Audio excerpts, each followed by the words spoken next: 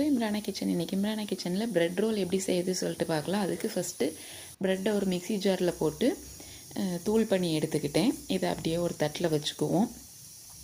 ஒரு 2 உருளைக்கிழங்கை வேக வச்சு மசிச்சு வச்சுருக்கேன்.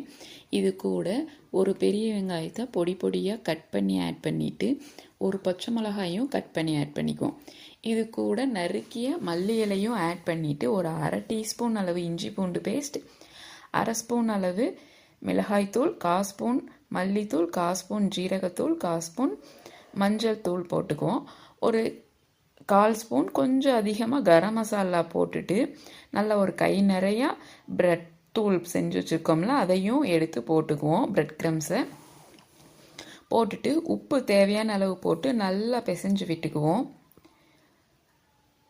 நல்லா உப்பு காரம் எல்லாம் கலந்து வர்ற மாதிரி உருளைக்கிழங்க பிசைஞ்சு விட்டு எடுத்து வச்சுக்குவோம்.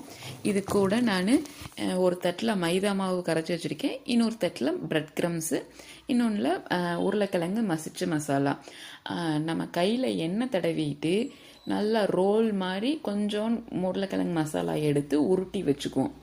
இதே மாதிரி எல்லா உருளைக்கிழங்கு மசாலாவையும் ரோல் மாதிரி உருட்டி வச்சுக்குவோம். ஃபஸ்ட்டு இந்த மாதிரி எல்லாத்தையும் உருட்டி வச்சாச்சு. அதுக்கப்புறம் ஒரு ரோல் எடுத்து மைதா மாவு டிப்பில் போட்டு ஒரு கோட் பண்ணிவிட்டு அதுக்கப்புறம் ப்ரெட் க்ரம்ஸில் போட்டு நல்லா கோட்டிங் கொடுத்து எடுத்து வச்சுக்குவோம். இதே மாதிரி எல்லா ரோலையுமே மைதா மாவில் டிப் பண்ணி ப்ரெட் க்ரம்ஸில் ரோல் பண்ணி வச்சுக்குவோம். இப்போ எல்லாத்தையுமே ப்ரெட் க்ரம்ஸில் ரோல் பண்ணி வச்சாச்சு. அதுக்கப்புறம் ஒரு வடை சட்டியில் எண்ணெயை நல்லா காய்ச்சிட்டு ஒரு ரோலாக, அதாவது 3 ரோலாக மட்டும் பொரிச்சு எடுத்துக்குவோம். நிறையா போட்டுட்டோம் அப்படின்னா நம்ம திருப்பி விடும்போது கட் ஆகிடும். அதனால 3 ரோலாக மட்டும் போட்டு விட்டு கொஞ்சம் நேரம் கழிச்சு அப்படியே அந்த உருட்டி விட்டு நல்லா ப்ரௌனிஷாக வர்ற வரையும் ஃப்ரை பண்ணி எடுத்துக்கணும். ஃப்ரை பண்ணி எடுத்துட்டோம் அப்படின்னா நம்மளோட ப்ரெட் ரோல் ரெடி. இந்த மாதிரி ஈவினிங் டைம் நம்ம ஸ்கூல் விட்டு வர்ற குழந்தைகளுக்கு செஞ்சு கொடுத்தோம் அப்படின்னா நல்ல ஒரு ஃபில்லிங்கான ஒரு ஸ்நாக்ஸாக இருக்கும். நீங்களும் ட்ரை பண்ணி பாருங்கள். தேங்க்ஸ் ஃபார் வாட்சிங்.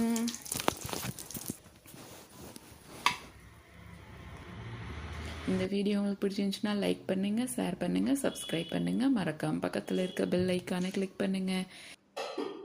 Thanks for watching.